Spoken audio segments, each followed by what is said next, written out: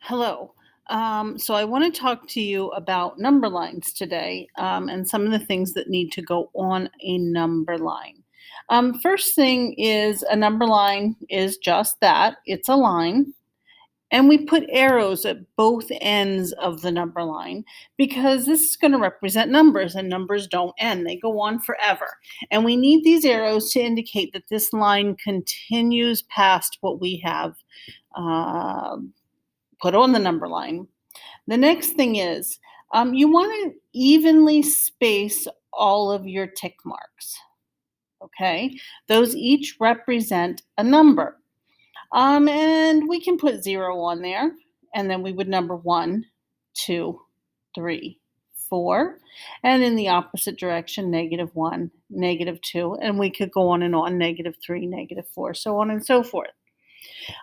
So one of the things you need to remember, again, the line has arrows on either end indicating it goes forever in either direction, that your spacing is going to be even, okay? A unit is the same regardless of where that unit is. Okay, mine are off a little bit because I'm drawing it by hand, but basically they are even, okay?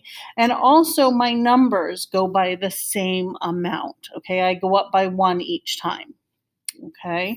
Now let's assume that I want to graph the numbers. I want to graph 1, 3, and 8. Okay, I want to graph those numbers.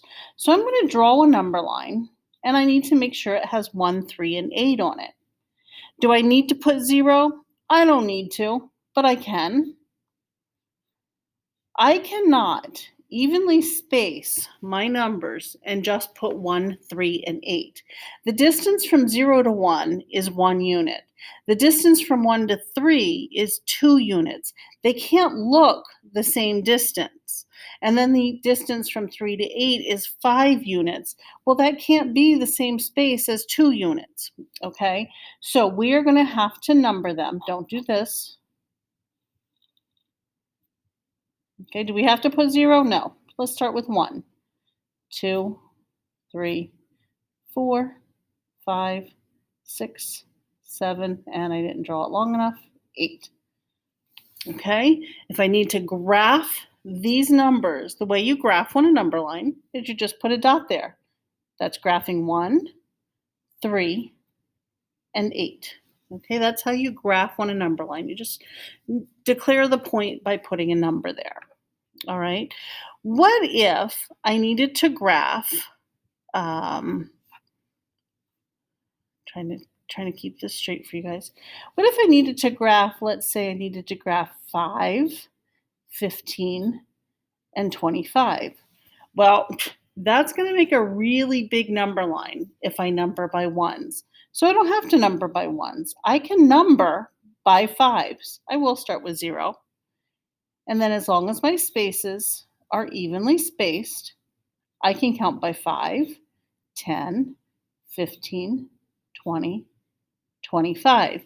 And if you notice, this is 5 units, this is 5 units, this is 5 units, this is 5 units. They're evenly numbered, okay? My numbers increase by 5 units each time, and my spaces are consistent. And I put arrows at the end of the lines to indicate that they go on forever and ever. Well, now I want to graph 5, 15, and 25. There's my 5, there's my 15, there's my 25. All right. Let's see. Looking at my notes to see what else I want to put in there. If I wanted to graph bigger numbers or very, very small numbers, let's go very small. What if I wanted to graph, can I number my number line like that? Absolutely. I'm skip counting by twos, right? So if I wanted to graph -10, I could do that. I didn't have to put 0, but we know that 0 would be over here somewhere, right? The other thing to remember is that when you are writing your negatives, the bigger the negative, the smaller the number. So on our number line, I'm going to put 0 in the middle of this one.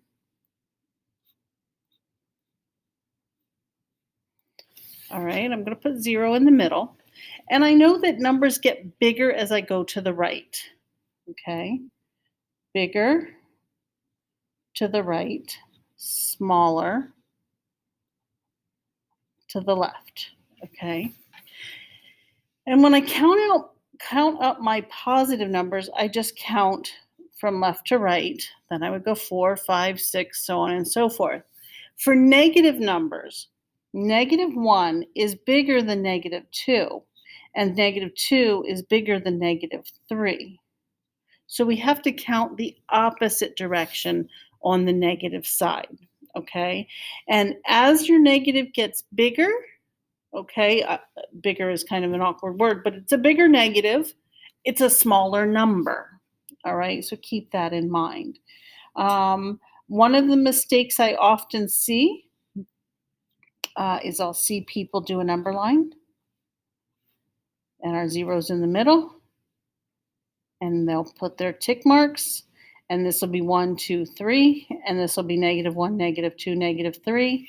Keep in mind that is incorrect. Okay, you work out from the zeros, one from going up from 1 here and going down from -1 there. All right. I think that was mostly what I wanted to go over. Um, So you get arrows on the ends of your number lines. Okay. You want to number them by a consistent scale. Go up by fives every time, go up by two every time, go up by three every time, or go up by one each. Oops, that's up here. Or go up by one each time. Okay. You can start anywhere on the number line. If you need to plot points in the hundreds, it would be silly to start with 0. Okay. We know that they go to the left forever. Okay. So 0 is going to be down there. We know that they go to the right forever. So we know that 6,000 is going to be up there. Okay. So you're just doing that little snapshot of a number line. So you can start anywhere. And keep in mind, you can skip count. Okay, twos, threes, fours, fives, tens. You can count by tens. You can count by 50s if your numbers are really big. And if you are skip counting, keep in mind that this space is broken up into 6, 7, 8, 9, and then we have 10, 11, 12, 13, 14, and then we have 15. Okay, so keep in mind that this is broken up into smaller pieces within that. So if you needed to graph, let's say 19, you'd graph that right about there, right? Because you would have 16, 17, 18, 19. Okay. Hopefully that covered everything I can think of about number lines. I just want to make sure you understand some of the rules of number lines, how to number them, how to consistently space them, and then how to graph just a point on a number line.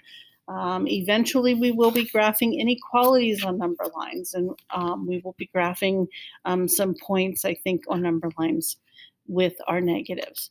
Also, keep in mind the direction that negatives go. -1 is closest to 0 because it is the largest negative. And then we go down from there. And the bigger the negative, the more negative a number is, the smaller that number becomes. All right, if you have any questions, make sure you see me. Let me know what questions you have, and have a nice day.